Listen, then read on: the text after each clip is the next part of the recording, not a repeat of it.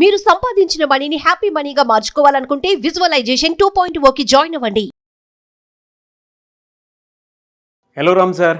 Hi Naraju. Firstly congratulations అన్న. Visualisation 2.0 happy మనీలో చాలామంది జాయిన్ అయినటువంటి వాళ్ళు గ్రేట్ ఫీడ్బ్యాక్ వాళ్ళు ఇవ్వటం జరిగింది. And thank you so much. మన బ్రెయిన్ని బ్యాంక్ బ్యాలెన్స్ వైపు ఏ విధంగా తీసుకువెళ్ళాలి అనేటువంటి దాన్ని, అండ్ మన దగ్గర డబ్బులు ఎందుకు నిలబడవు అనేటువంటి కాన్సెప్ట్ని, ఎమోషన్ని బలంగా నిలబెట్టగలిగేలా చేశారు. సో అది హ్యాపీ మనీ కింద కన్వర్ట్ అయింది అది. అయితే చాలామందికి ఉంటుందండి, అంటే మనీ ద్వారా హ్యాపీనెస్ వస్తుందా అనేటువంటి డౌట్ అయితే డెఫినెట్గా రైజ్ అవుతూ వస్తూ ఉంటుంది. అంటే క్యాలిక్యులేషన్స్ ఎక్కడో తప్పుతా వస్తూ ఉంటాయి అన్నమాట. డబ్బుకి హ్యాపీనెస్కి సంబంధం ఏంటి? హ్యాపీగా ఉండాలి అని అంటే డబ్బే అవసరమా? ఈ రెండు ఎమోషన్స్ని ఎందుకు కలుపుతున్నారు? అంటే it's a tool. Money is a tool, happiness is emotion. Correct. ఈ రెండిటికి ఏంటి ఉన్న సంబంధం అనేటువంటిది అడుగుతూ ఉన్నారు. ఏం చెప్తారు? మంచి ప్రశ్న నారాజు. బహుశా చాలామంది జనాల మెదళ్ళలో ఉన్న ప్రశ్నను నువ్వు వేసావు. సో చాలామంది మనీ కోరుకునేది ఎందుకంటే, ఏదైనా సరే ఒక ఎమోషన్ మనిషి అనుభవించడం కోసం వస్తువు రూపంలో పొందే ప్రయత్నం చేస్తాడు. అంటే నాకు వస్తువుల ద్వారా సౌకర్యాల ద్వారా ఆనందం పొందుతా అన్నది భావన. అందుకని డబ్బు ప్రధానం అని. కానీ నేను ఇందాక చెప్పినట్లు 3-4 పాయింట్స్ ఉన్నాయి. ఈ పాయింట్స్ కరెక్ట్గా ఇదే ఆర్డర్లో పొందితే నువ్వు హ్యాపీనెస్ వస్తుంది. కానీ అలాగే పొందాలని లేదు. ఫర్ ఎగ్జాంపుల్ హ్యాపీ మనీ అని ఎందుకన్నామంటే, డబ్బు ఉన్నా, వస్తువులున్నా, సొంతమైన లగ్జరీ జీవితం అనుభవిస్తున్నా నువ్వు ఆనందంగా జీవించాలని అనుకుంటావు. డబ్బు ఉండి ఆనందం లేని వాళ్ళు ఎంతమంది లేరు? నిజం చెప్పాలంటే డబ్బు ఉంటేనే సంతోషము ఆనందం ఉంటుంది అనుకుంటే ప్రతి కోటీశ్వరుడు ఆనందంగా ఉండాలి. అవును. నారాజు ఒకరోజు ఐన్స్టీన్ ఏం చేశాడంటే, జపాన్లో ఆయన్ని స్పీచ్ ఇవ్వడం కోసం ఇన్వైట్ చేసింది ఒక యూనివర్సిటీలో. ఆ యూనివర్సిటీ స్పీచ్ ఇవ్వడానికి వెళ్తుంటే ఆ జపాన్లో రోడ్డు పక్కన తెల్లటి పూలు పూసే చెట్లు ఉంటాయి. అవి ఆలోచిస్తూ ఆయన అనుకున్నాడు, భవిష్యత్తులో మనిషి నేను కనిపెట్టిన ఫిజిక్స్ లా లాంటివి, ఇట్లాంటి ఈక్వేషన్స్ లాస్ కాకుండా మనిషికి ఇంకేం అవసరం, ఏదైనా వస్తువు కనిపెట్టాలా, వేరే గ్రహంలో అడుగు పెట్టాలా, ఇంకేంటి అని ఆలోచిస్తుంటే ఆయనకు అనిపించింది, భవిష్యత్తులో మనిషి విపరీతంగా కోరుకుని పొందలేకపోయే ఒకానొక కమోడిటీ ఏంటంటే హ్యాపీనెస్ అని. ఈ హ్యాపీనెస్ గురించి మనం ఏదో ఫార్ములా కనిపెట్టాలి అని అనుకున్నాడు. మనిషి సంతోషంగా ఎట్లా ఉంటాడో కనిపెట్టాలి. అందరూ నన్ను ఫిజిక్స్ ఫార్ములా కనిపెడతాడని అనుకుంటారు, కానీ హ్యాపీనెస్ గురించి అని అనుకోరు. కానీ ఆయన అలా ఆలోచిస్తూ హోటల్లోకి వెళ్ళాడు. మీకు తెలుసా, చాలామందికి తెలీదు, ఐన్స్టీన్ కనిపెట్టిన హ్యాపీనెస్ ఫార్ములా వర్త్ $1.5 మిలియన్. చాలా ఆశ్చర్యంగా ఉంటుంది, ఏంటి ఈయన ఫార్ములా వర్త్ 1.5 మిలియన్స్ ఏంటి అని. ఈయన ఏం చేశాడంటే హోటల్కి వెళ్ళాడు.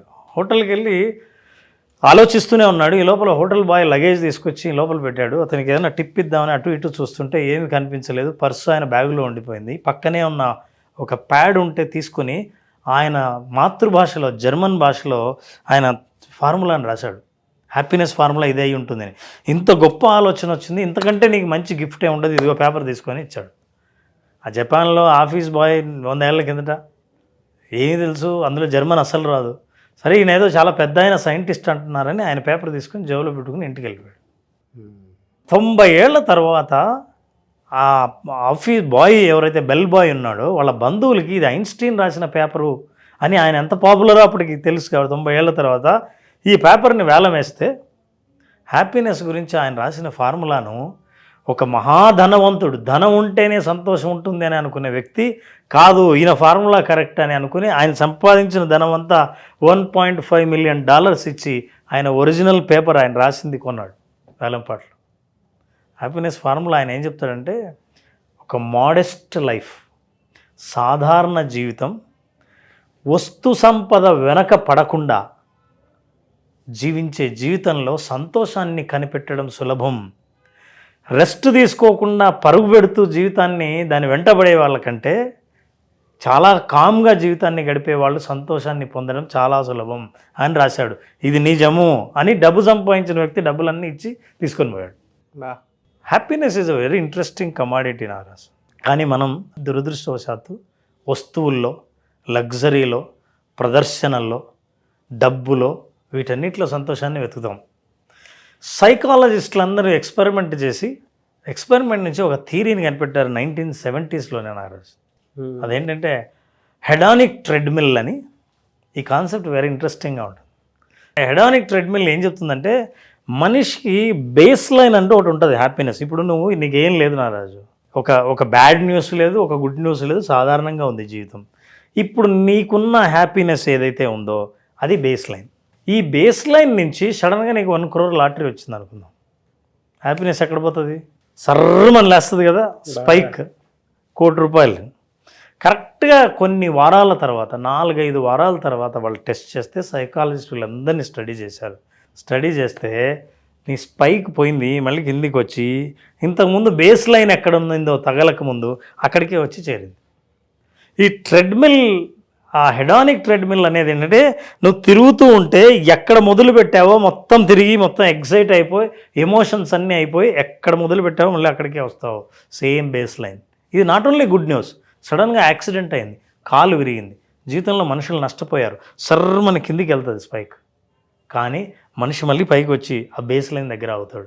మీ హ్యాపీనెస్లో మీ జీవితంలో కొన్ని వారాల పాటు తప్ప మీకు ప్రమోషన్ వచ్చినా, డబ్బులు వచ్చినా, ఉచితంగా దొరికినా, లాటరీ తగిలినా, ఉద్యోగం వచ్చినా, అనుకోకుండా మీకు అదృష్టం తగిలినా, వీటన్నిటినీ స్టడీ చేసే వాళ్ళు అన్నీ పైకి పోయి మళ్ళీ అక్కడికే వస్తుంది, కిందికి పోయినా అక్కడికే వస్తుంది. మనకంటూ ఒక హ్యాపీనెస్ బేస్ లైన్ ఉంటుంది, మళ్ళీ అక్కడికి రావాల్సిందే అనేది థియరీ. ఈ విషయం మనం తెలియక మనం ఏమనుకుంటామంటే శాశ్వతమైన ఆనందాన్ని, సంతోషాన్ని ఇచ్చేవి వస్తువులే అని, సంపదే అని, డబ్బే అని మనం దాని వెనకాల పడి ఏ సంతోషాన్ని పొందాలో దాన్ని పోగొట్టుకునేంత వరకు మనం సంపాదిస్తాం. సో ఇట్లాంటి సంపదలు చాలా ఉన్నాయి మనం పొందాల్సినవి. ఆరోగ్యం సంపదే. ఇలాంటి మనం సంపదల గురించి మాట్లాడే ముందు ఈ సంతోషం గురించి మాట్లాడుతున్నాం కాబట్టి ఈ సంతోషాన్ని స్టాండర్డైజ్ చేయాలంటే ఏం చేయాలి? అప్పుడు చాలామంది స్టడీ చేసిన తర్వాత ఫిలాసఫీ కానీ, కెమిస్ట్రీ కానీ అండ్ సైన్స్ కానీ హ్యాపీనెస్ గురించి ఏం చెప్తుందంటే మనిషి సంతోషంగా ఉండేది చుట్టుపక్కల పరిస్థితుల వల్ల కాదు, ఎక్స్ట్రిన్సిక్ మోటివేషన్ వల్ల కాదు, ఇంట్రిన్సిక్ మోటివేషన్ అంటారు. For certain set of attitudes will make people happy but not certain set of things around him. అతని చుట్టూ ఉన్న పరిస్థితుల్లో వస్తువుల వల్లే అతను సంతోషంగా ఉండడు, కానీ అంతర్గతంగా అతని లోపలున్న కొన్ని వైఖరుల వల్ల సంతోషంగా ఉండగలడు తప్ప అతని ఎక్స్టర్నల్ వల్ల కాదు అని తేల్చేశారు. ఇప్పుడు మన హ్యాపీ మనీ అటెండ్ అయ్యే వాళ్ళకి హ్యాపీనెస్ని ఎట్లా సృష్టించాలి, అనంతమైన సంతోషాన్ని శాశ్వతంగా చాలా కాలం పాటు మన జీవితంలో ఎలా ఉంచుకోవాలి, ఎలా డెవలప్ చేయాలి అన్న విషయాలు తెలుసుకోవాలనుకుంటే మన హ్యాపీ మనీ జాయిన్ అయిన వాళ్ళకి అందులోని రహస్యం, అందులోని వాస్తవం, మనీకి హ్యాపీనెస్కి ఉన్న సంబంధం, ఆ విషయంలో మనం మాట్లాడతాం. Right sir, thank you so much Ram garu. Thank you Naraj. మన బ్రెయిన్ బ్యాంక్ బ్యాలెన్స్ వైపు ఎలా తీసుకెళ్ళాలి, ద సేమ్ టైం మన దగ్గర డబ్బులు నిలబడాలి అని అంటే మన మైండ్ సెట్ని ఎలా తీసుకోవాలి అనేటువంటి concept visualisation 2.0 happy money. So ఈ కాన్సెప్ట్ క్లాస్ మళ్ళీ ఎప్పుడు ఉండే అవకాశం ఉంటుంది? నారాజ్, July 3rd క్లాస్ స్టార్ట్ చేస్తున్నాం. ఈ 5 days సెషన్లో మనీకి హ్యాపీనెస్కి ఉన్న సంబంధం, అసలు మనీకి మనకున్న సంబంధం, మనకున్న భావోద్వేగాలు మనీ పట్ల ఏంటి, అసలు ఈ భావోద్వేగాలకి మన దగ్గర మనీ ఉండడానికి లేకపోవడానికి సంబంధం ఏంటి విషయాలు తెలుసుకోవాలన్నా, అసలు జీవితంలో మనీ ఉండాలనుకోవడానికి కూడా కారణం ఏంటంటే సంతోషంగా ఉండాలనుకోవడం. నిజంగా సంతోషం ఉంటామా అన్న వాస్తవాలు, రీసెర్చ్ విషయాలు సైంటిఫిక్గా, సైకలాజికల్గా తెలుసుకోవాలనుకుంటే ఈ 5 days సెషన్ అటెండ్ అయిన వాళ్ళకి సంపూర్ణమైన డీటెయిల్స్ అందుతాయి. They will enjoy completely the programme. అనుకున్న దానికంటే ఎక్కువ పొందామన్నది వాళ్ళ భావాలు వింటే కూడా మనకు తెలుస్తుంది. Thank you sir. So July 3rd నుంచి మీ భావోద్వేగాలు డబ్బు వైపు ఏ విధంగా ఉన్నాయి, అంటే మీ దగ్గర సంపాదించుకున్న డబ్బు ఉంటుందా, ఉండట్లేదా, అండ్ మీ బ్రెయిన్ బ్యాంక్ బ్యాలెన్స్ వైపు ఏ విధంగా తీసుకెళ్ళాలి అనేటువంటి కాన్సెప్ట్ తోటే Ram garu July 3rd visualisation 2.0 happy money కాన్సెప్ట్ని సో క్లాస్ రూపంలో తీసుకురాబోతున్నారు. ఆసక్తి కలిగిన వారు స్క్రీన్ మీద కనిపిస్తున్న నెంబర్కి సంప్రదించండి. Thank you so much Ram garu. Thank you నాన్న, thank you so much. Suman టీవీలో మీ పర్సనల్ అండ్ బిజినెస్ ప్రమోషన్స్ కోసం కింది నెంబర్కి కాంటాక్ట్ చేయండి.